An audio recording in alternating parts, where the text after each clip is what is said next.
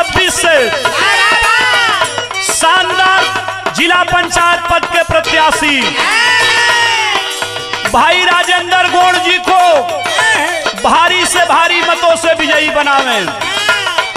माताओं, बहनों, बुजुर्ग, नौजवान साथियों से निवेदन है कि इस बार राजेंद्र गौड़ को भारी से भारी मतों से विजयी बनावे। सुख दुख का साथी भैया हवन, सबके साथ कंधा में कंधा मिला के चलेलन। ऐसे हमार कहनाम बा, का कहनाम बा भैया?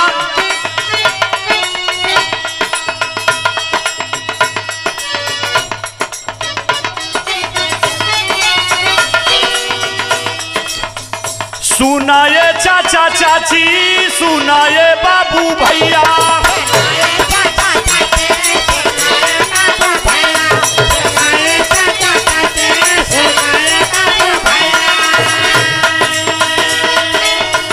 वार्ड नंबर 26 से खाड़ राजेंद्र भैया,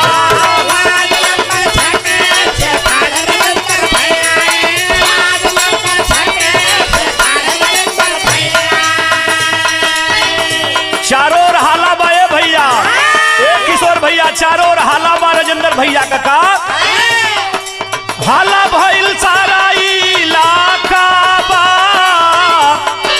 हाला भइल सारा इलाका बा, राजेंद्र के जीत अब की पाका बा।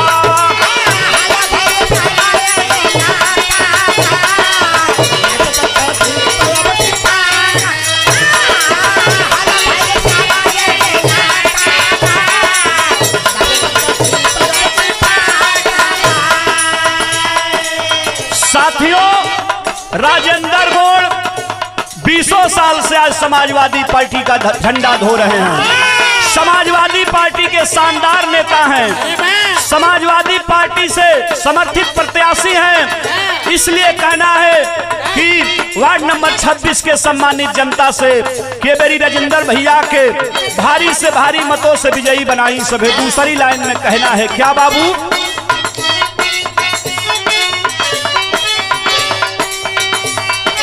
नाला नाली रोड चक्का रोड बनावई है, कच्ची सड़किया सब पीछ हो गई है।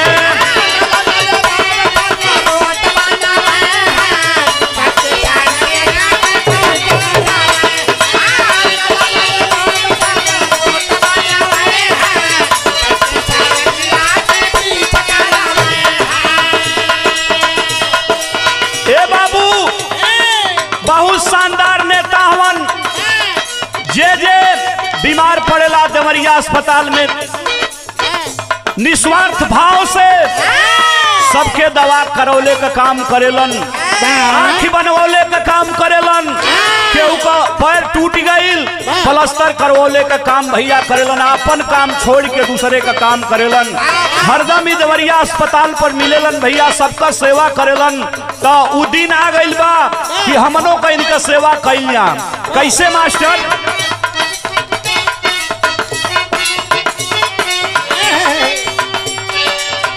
नाला नाली रोड चक्का रोड बनावई है, कच्ची सड़किया सब पीछ करवई है।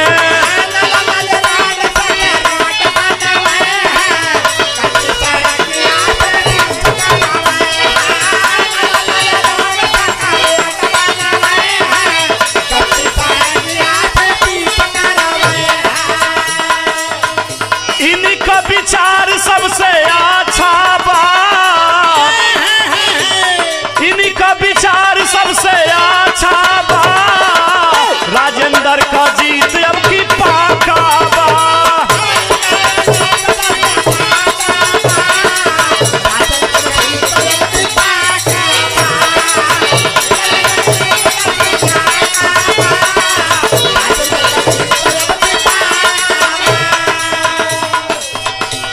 तमाम नेता आस लगा के बैठे हैं, जो छोटे कार्यकर्ता हैं कि हमारा राजेंद्र भैया ए बेरी जीतत हवन।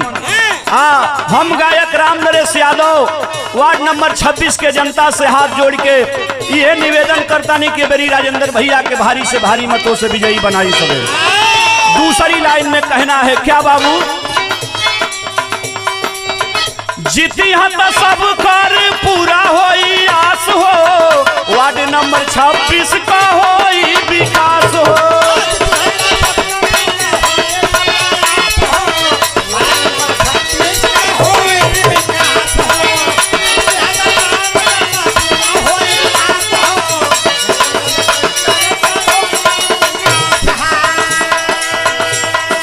साथियों, जितना राजेंद्र भैया का विरोधी बालो एकदम हक्का बक्का हो गई वालो राजेंद्र भैया के अइले से। कैसे मास्टर कहना है क्या?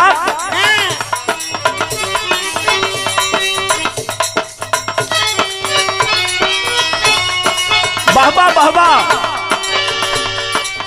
जीती है तो सब कर पूरा होई आस हो, वार्ड नंबर 26 का होई विकास हो।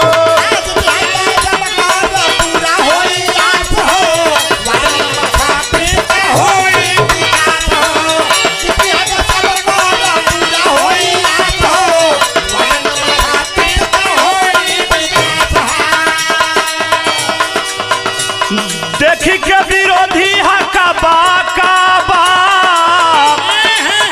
देखी के विरोधी हका बाका बा, राजेंद्र का जीत अब की पाका बा।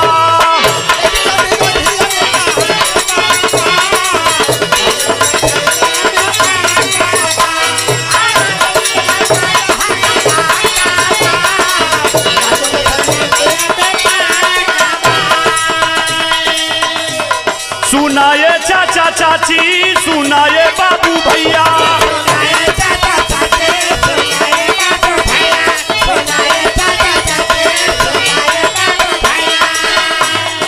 वार्ड नंबर 26 से खाड़ राजेंद्र भैया।